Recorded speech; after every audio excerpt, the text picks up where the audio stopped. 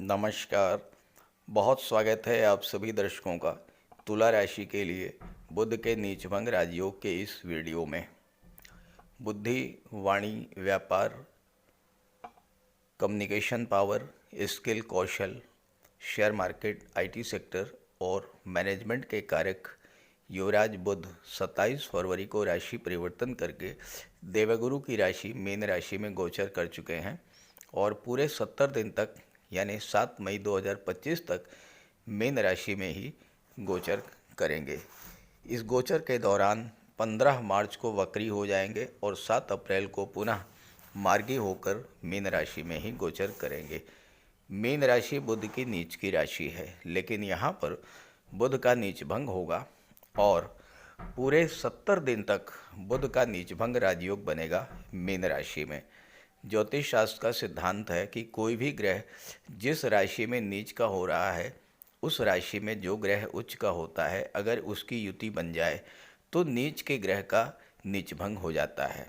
Mean राशि में शुक्र उच्च के होते हैं और पूरे 70 दिन तक बुध शुक्र की युति मीन राशि में बनेगी, इसलिए बुध का नीचभंग राजयोग बनेगा पूरे 70 दिन तक। आज का समय बुद्धि और कौशल का है, इंटरनेट और सोशल मीडिया का है, मैनेजमेंट और टेक्नोलॉजी का है, money management, banking, finance, education, कला, साहित्य, ये सब बुध के अधिकार क्षेत्र में आते हैं। अगर आपकी जन्म कुंडली में बुध बली हैं तो आपको इन क्षेत्रों में अभूतपूर्व सफलता दिला देंगे, मान सम्मान और धन प्रदान करेंगे। महत्वपूर्ण बात यह है कि इन 70 दिनों तक बुध का नीचभंग राजयोग तो बनेगा ही, बुध शुक्र का लक्ष्मी नारायण योग भी बनेगा।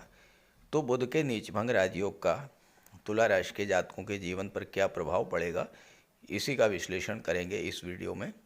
ये विश्लेषण आपकी चंद्र राशि के आधार पर किया जा रहा है और वीडियो के अंत में बुध के उपाय भी बताऊंगा। तो ये है तुला राशि के जातकों की कुंडली। बुध का गोचर आपकी कुंडली के 6ठे भाव में है। शुक्र के साथ लक्ष्मी नारायण योग बन रहा है और बुध का नीचभंग राजयोग भी बन रहा है। बुध 12वें भाव के और भाग्य भाव के स्वामी होकर के 6ठे भाव में गोचर कर रहे हैं और शुक्र यहाँ पर 8वें भाव के स्वामी होकर के 6ठे भाव में गोचर कर रहे हैं, तो विपरीत राजयोग बना रहे हैं। अब देखिए, कई बातें ऐसी हैं जो कि तुला राशि के जातकों के पक्ष में है इस समय, और एक दो दिन नहीं, पूरे 70 दिनों तक। देखिए, कुंडली में लग्न का स्वामी और भाग्य का स्वामी अगर एक दूसरे का मित्र हो, ध्यान से समझिएगा, लग्न का स्वामी और भाग्य का स्वामी अगर एक दूसरे के मित्र हों तो ऐसे जातक को जीवन भर भाग्य का साथ मिलता रहता है। लेकिन ये देखना जरूरी है कि आपकी जन्म कुंडली में उस ग्रह की स्थिति कैसी है। अब यहाँ पर लग्नेश शुक्र हैं, भाग्येश बुध हैं, दोनों एक दूसरे के मित्र हैं। तो तुला राशि के जातकों को जीवन भर भाग्य का साथ मिलना चाहिए। और ये जो गोचर काल है, इसमें तो बुध और शुक्र दोनों एक साथ बैठे हुए हैं, भाग्येश और लग्नेश दोनों एक साथ हैं और दोनों ही राजयोग बना रहे हैं। तो फिर कैसे नहीं लाभ मिलेगा? लाभ तो मिलना चाहिए। लेकिन मैं वीडियो बना रहा हूं, मैं भी आपको कम से कम 25 तरीके के लाभ जो मिल रहे हैं वो मैं गिना के चला जाऊंगा। और उसके बाद 10 मिनट के बाद जब आप वीडियो देखेंगे, वीडियो देखने के 10 मिनट बाद आप कमेंट कर देंगे तुरंत कि साहब राजयोग तो बना है लेकिन लाभ नहीं मिल रहा है। भाग्येश और लग्नेश दोनों मित्र हैं लेकिन भाग्य का साथ नहीं मिल रहा है।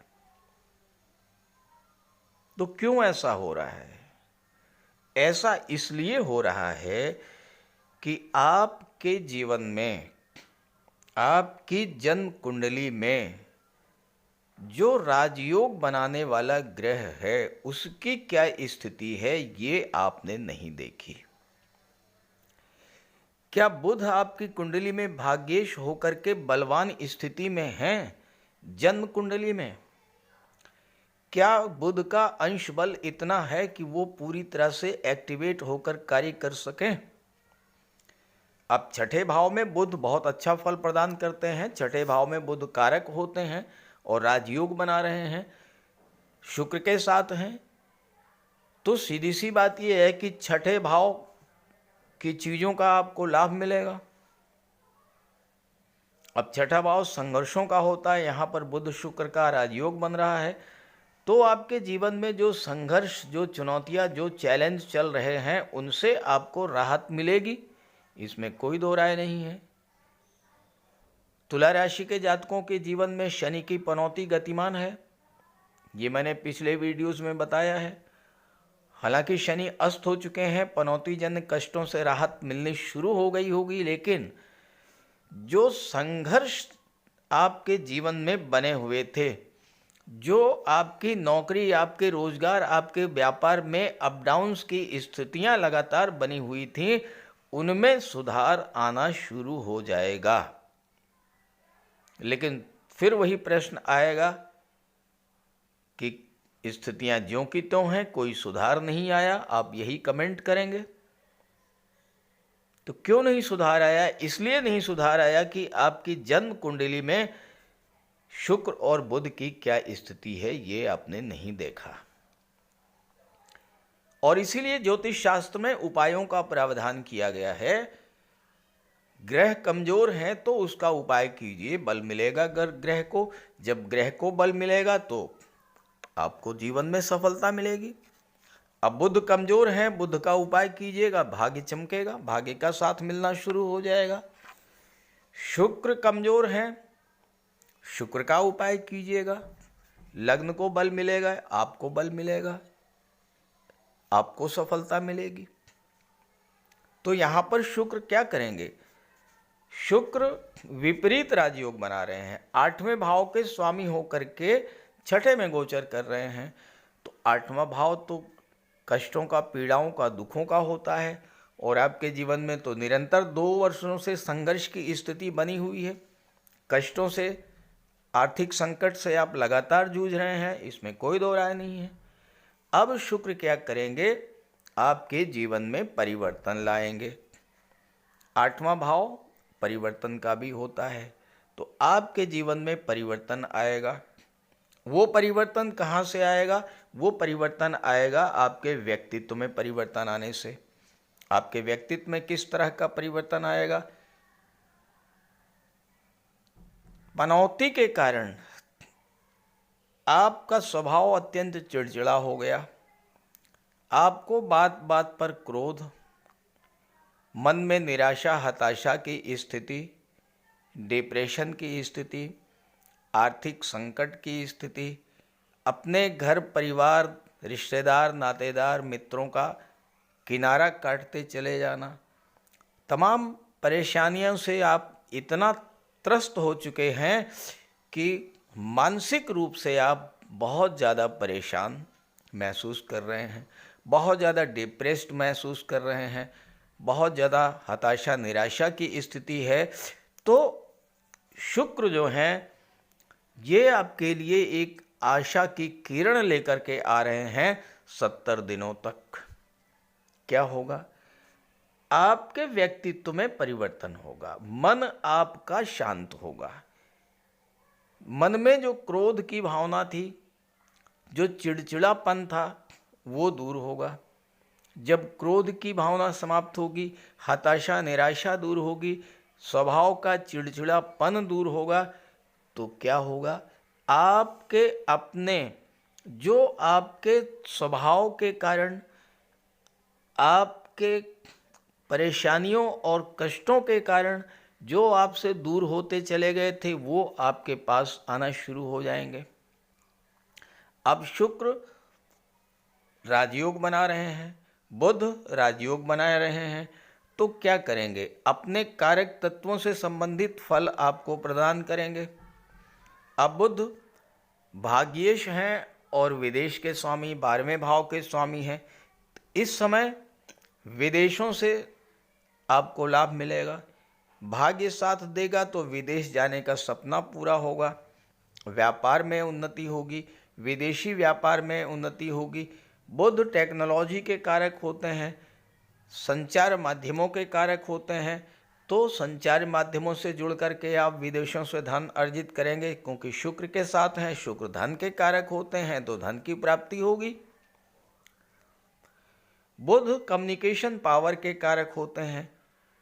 आपकी वाणी में जो गतिरोध बना हुआ था, मन ही मन आप घुट रहे थे, अपनी बात नहीं कह पा रहे थे, अब वो स्थिति आएगी कि आप अपनी बात खुल करके कह पाएंगे, अपनी भावनाओं से दूसरों को अवगत करा पाएंगे।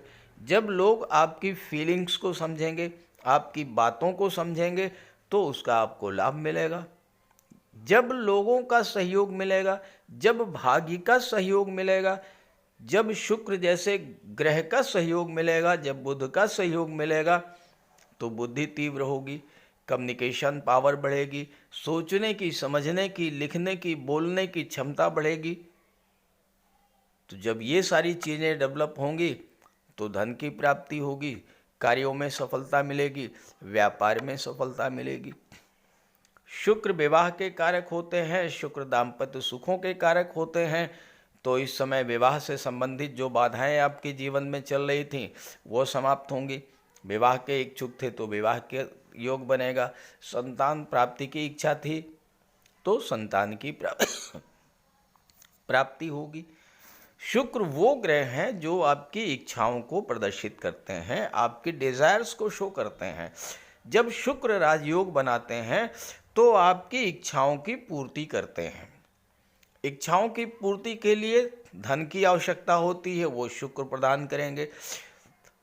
किस मार्ग से, किस तरीके से धन को प्राप्त किया जाए, अपनी इच्छाओं की पूर्ति की जाए, इसके लिए बुध बैठे हुए हैं। बुध बुद्धि के कारक हैं। बुध जब राजयोग बना रहे हैं तो आपकी बुद्धि को तीव्र करेंगे, आपकी बुद्धि को उस दिशा में मोड़ेंगे जिस दिशा में चल करके आप अपनी इच्छाओं को पूरा कर पाएं। निर्णय क्षमता बढ़ेगी, तर्क शक्ति बढ़ेगी। आप ये सोच समझ पाएंगे कि जो भी कार्य व्यवसाय आप कर रहे हैं, जो भी नौकरी कर रहे हैं, किस तरह से उस नौकरी का, उस व्यापार का ज़्यादा से ज़्यादा लाभ प्राप्त किया जा सके। यही करते हैं ग्रह, वो चाहे सूर्य हो, चाहे बुध हो, चाहे मंगल हो, शुक्र हो, शनि, कोई हो। आप ये अगर समझ लिए कि वो ग्रह क्या चाहते हैं, किस तरह से आपके जीवन को मोल्ड करेंगे, किस तरह से आपके जीवन को बदलेंगे, ये अगर समझ लिया, और अगर ये समझ लिया आपने कि अगर आपकी कुंडली में वो ग्रह जो आपके लिए कारक है, जो आपके लिए लाभ देने वाला है, उसको कैसे मजबूत किया जाए, तो सारी चीज़ें आपको स्वतः प्राप्त होती चली जाएंगी। क्योंकि ग्रह में एक्टिवेट होगा, जब कोई ग्रह एक्टिवेट होगा तो वो अपना फल प्रदान करेगा। तो आपको बुध को एक्टिवेट करना है इस समय। अब देखिए, बुध आपकी कुंडली में, मैं नहीं जानता कि मजबूत हैं या कमज़ोर, मैं नहीं जानता कि शुभ भाव में है या अशुभ भाव में है, ये भी मैं नहीं जानता कि बुध आपकी कुंडली में पाप प्रभाव में है या शुभ प्रभाव में है। लेकिन अगर आप बुध का उपाय करेंगे, और 1-2 दिन नहीं, ये 70 दिनों के लिए है, तो 70 दिनों तक आपको उपाय करते ही रहना है। अगर आप बुध का उपाय करेंगे, कमजोर हैं तो बली होंगे, आपको लाभ प्रदान करेंगे। अगर मजबूत हैं तो और अधिक मजबूत होंगे और ज़्यादा लाभ आपको प्रदान करेंगे। तो इसलिए बुध का और शुक्र का, दोनों का उपाय जरूर कीजिएगा। इन 70 दिनों तक बेहद सकारात्मक फल आपको मिलेगा। तो बात करते हैं उपायों पर। बुध के इस गोचर का पूरा लाभ लेने के लिए बुध का उपाय जरूर कीजिएगा, और बुध का उपाय बहुत आसान है। भगवान श्री गणेश की उपासना करें और बुधवार के दिन गणेश जी के मंदिर में जाकर साबुत हरी मूंग का दान करें और गणेश जी के चरणों में बैठ करके कुछ देर अपनी समस्या का निवेदन करें। गणेश जी से आप अपनी बात रखें और उनका आशीर्वाद प्राप्त करें। ऐसे ही माता दुर्गा के मंदिर में जाकर के हरे रंग की चूड़ियाँ अर्पित करें। बुधवार के दिन गौ माता की सेवा करें और हरा चारा या गुड़ जो भी आपके लिए संभव हो वो उन्हें खिलाएं। बुधवार के दिन किसी किन्नर को यथाशक्ति आप दान करें और बुधवार के ही दिन घर के मुख्य द्वार पर पंच पल्लव का तोरण लगाएं, तो इससे आपको लाभ होगा। देखिए, बुध अकेले एक ऐसे ग्रह हैं जो कि राहु पर नियंत्रण कर लेते हैं।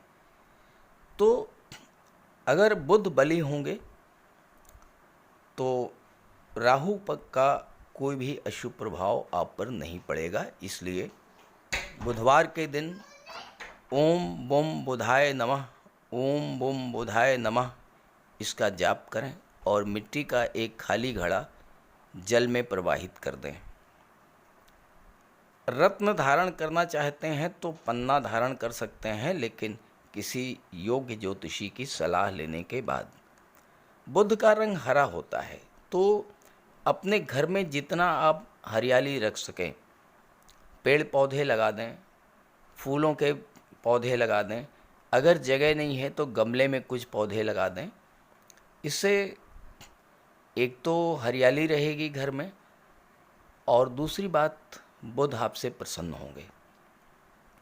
और आपके घर में कोई कन्या हो, आपकी बेटी, बहन या भतीजी कोई भी हो, कभी भी आप घर से बाहर जाएं और वापस आते समय खाली हाथ न लौटें, उसके लिए कुछ लेकर के आएं। मिठाई है, खिलौने हैं, चॉकलेट है, टॉफ़ी है, चिप्स हैं, कुछ भी लेकर के आइए। खाली हाथ मत आइए, उसका आशीर्वाद प्राप्त करते रहिए। और अगर आप किसी शुभ कार्य के लिए घर से बाहर निकल रहे हैं तो जाने से पहले उस कन्या को कुछ उपहार दे करके निकलें। कुछ नहीं है तो 10-20 रुपये ही दे दें। रास्ते में गौ माता मिल जाए तो उनको प्रणाम करके और गुड़ खिला दीजिए। और रास्ते में अगर कोई किन्नर मिले तो उसे कुछ पैसे दे दीजिए, उसे दान दे करके उसका आशीर्वाद प्राप्त कर लीजिए। ये बहुत सरल से और छोटे छोटे उपाय हैं। जिस भी कार्य के लिए आप जा रहे हैं, चाहे वो शादी ब्याह का रिश्ता तय करना हो, चाहे नौकरी या इंटरव्यू के लिए जा रहे हों, चाहे किसी बिजनेस डील के लिए जा रहे हों, आप जिस भी कार्य के लिए जा रहे हों वह कार्य आपका सिद्ध होगा। तो बुध के उपाय ज़रूर कीजिएगा। और ये जानकारी और मेरी बात अगर आपको अच्छी लगी हो तो अपने साथियों को, मित्रों को भी ज़रूर शेयर कीजिएगा। नमस्कार।